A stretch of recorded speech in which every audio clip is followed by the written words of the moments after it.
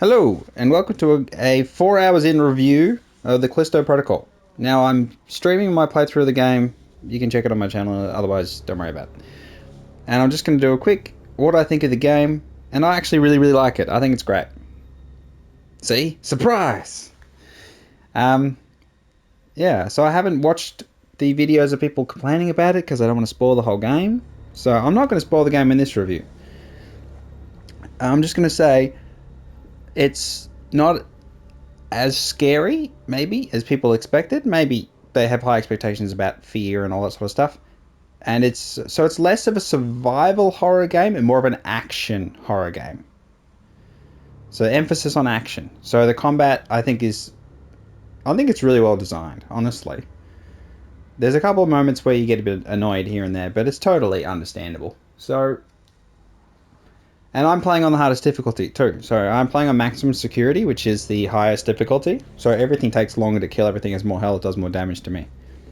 And I've had some challenging moments, but nothing I've felt like I couldn't overcome. So I feel like if you're playing on normal difficulty, the game may be too easy.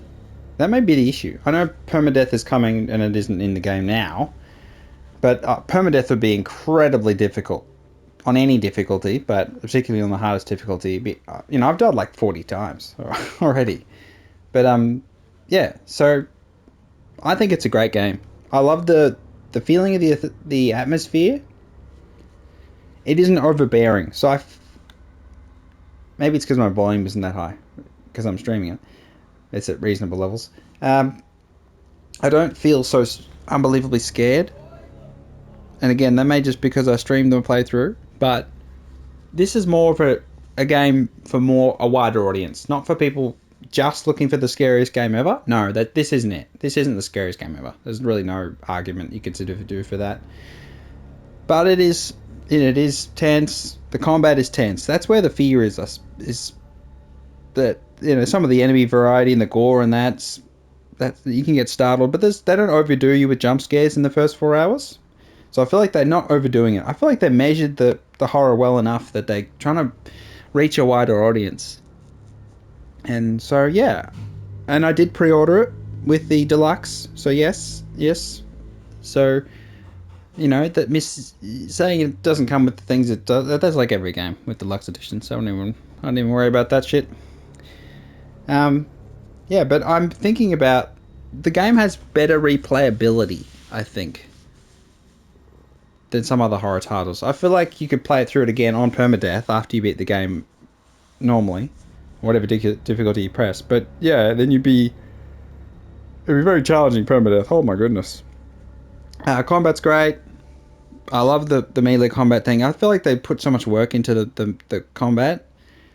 There's ways you can, make it seem like it's easy to other people. And then, of course, they add another enemy and another enemy. So, yeah, it's still a challenge. Depending on what upgrades you pick, again, there's a better way to do it. Who knows which is the best way to do it. But there is decisions to be made. So I think that's a good part about it, is the way you can do combat. You can use the gun a lot more than you're risking your bullets. You need your bullets for later sections. There's risk versus, keeping how many heals you got on you. You got limited inventory. So you only got 6 slots of your inventory. I think it's 6 slots. Is it 8 slots? 6 slots. 6 slots, I think. And then I think you can get more later. I'd assume so. I haven't found any yet. And no health upgrades. So just managing your health is the challenge. And then getting killed over and over again. And just getting used to the combat. So it has a dodge. Oh, I don't want to. No, it's alright. So if you're thinking about getting the game, I do recommend standard edition. I don't think I can recommend deluxe edition. I don't think that's fair because the content isn't out yet. So you are speculating that it'll come out, which is totally reasonable. Standard edition's fine. I'm sure they won't grift too much on the season pass. Behind the scenes, it is connected to the creators of PUBG. So there's a little bit of influence in that department, and I think that has a lot to do with the extra stuff. So criticisms where they are. The story I had to put the subtitles on because I couldn't quite follow why we were going. So again, where you're going, why you're going there isn't. I don't think the story, the writing is as strong, but it's a horror game. Horror games writing tend to be here and there. It doesn't really, and it doesn't really matter too. It doesn't really. I don't think it negatively affects the game a lot. It's really just the main character's growing on me. He's starting to be a bit more expressive. He's gone through some shit, literal shit. Yeah, so that's as much as I'm going to spoil. Just the writing can be predictable. So again, that's a comforting thing for people. So this is something about the accessibility to a wider audience, is that if things are sort of predictable but yet still maintain tension and scary and the combat is still gripping, then you have that feeling of it's okay. It's widely accessible. So if it's the... Maybe there are twists coming up later. Probably are. Who knows?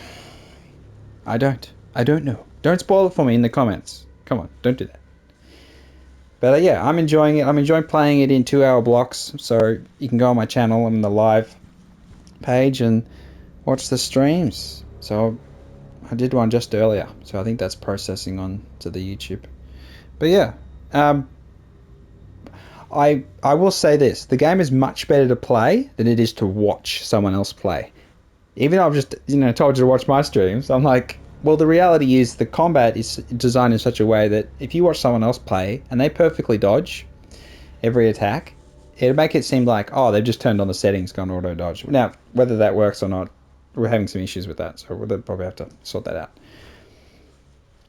But yeah, so I recommend Standard Edition. If you're not sure, always give it time.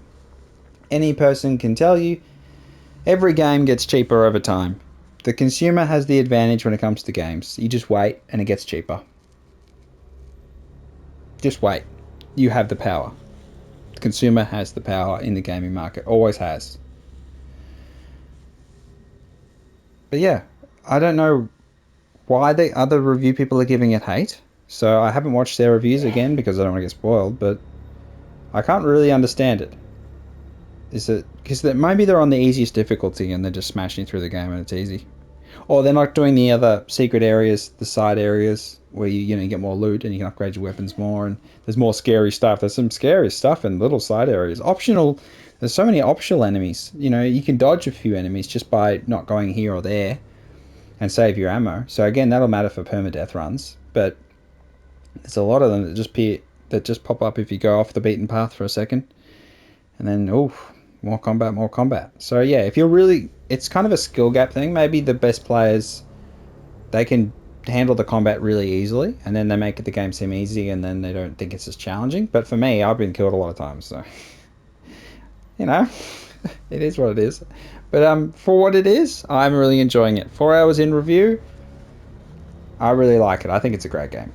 So we'll see if my opinion... I'll do a review when I finished it, but see if my opinion changes as I go along. But I can't imagine the people that have released reviews already if they've already finished it. I'm like, if you just forced your way through any horror game in one sitting, I don't know how many... Yeah, I don't know how many horror games can survive that kind of treatment. So take your time. If you got the game, I don't recommend playing it all through one go. Just take your time. Otherwise, you'll get desensitized to the scary stuff. And yeah, I'll move the thing. See, look, I am in there. See? Look, it's not static. I'm up to the dome on my stream if you want to know where I'm up to. That won't mean anything unless you're playing the game. So yeah.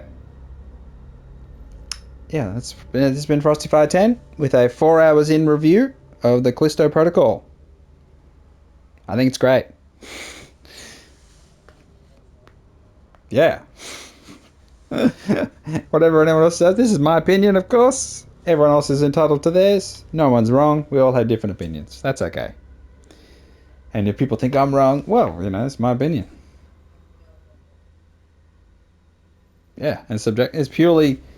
I see and I play, and I'm not a avid scary game player. Like I couldn't play through Resident Evil 7, so I do want to put into context that I'm actually a scaredy cat. So I found this much more appealing. So if you're generally weak to scary games, then yes, this is fine. This is in the acceptable range of it's not too scary, but it does have its moments, and atmosphere's good and stuff. So yeah, I hope you give it a go if you're a bit squeamish. The gore's pretty gory, but you get over it. I actually laughed a bit at some of the gore because it was just so over the top, but in a good way. All right then, like and subscribe. Catch you all next time. Bye bye.